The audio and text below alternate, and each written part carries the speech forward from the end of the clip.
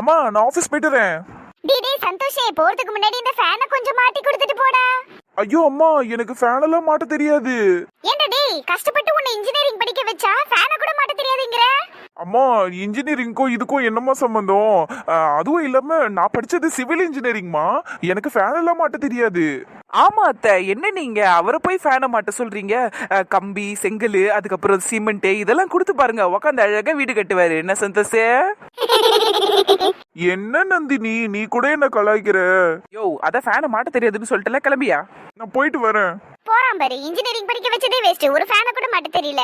அச்சனா, உன் மாப்பிள்ளை mechanical engineer தானே, அவனை கூப்பிட்டு ஃபேனை மாட்டு. அவர் காலையில 8:30 மணிக்கே வேலைக்கு போயிட்டு வரது. சுத்தி சிவில் இன்ஜினியர், மெக்கானிக்கல் இன்ஜினியர்னு இத்தனை பேர் இருக்கானுங்க, ஆனா ஃபேன் மாட்டுறதுக்கு ஒருத்தன் உதவல நம்மளுக்கு. இப்ப என்ன பண்றது? கவலையை விடுங்க, நானே பாத்துக்கிறேன். இவ எங்க போறா? எலக்ட்ரிஷியன் பிரியா ரெடி, நானே ஃபேனை மாட்டிடுறேன், யாரும் தேவையில்ல. சூப்பர்.